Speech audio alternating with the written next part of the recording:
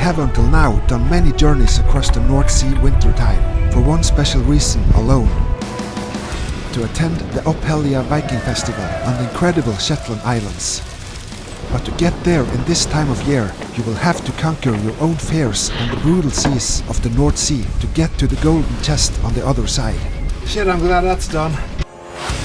So the 29th of January, I strapped on my gear, as I had only one chance of making it before the wild winter storm came crashing in over Shetland in 40 hours. I have said to myself many times never to do this again, but the spirit of adventure was too strong to let this opportunity go.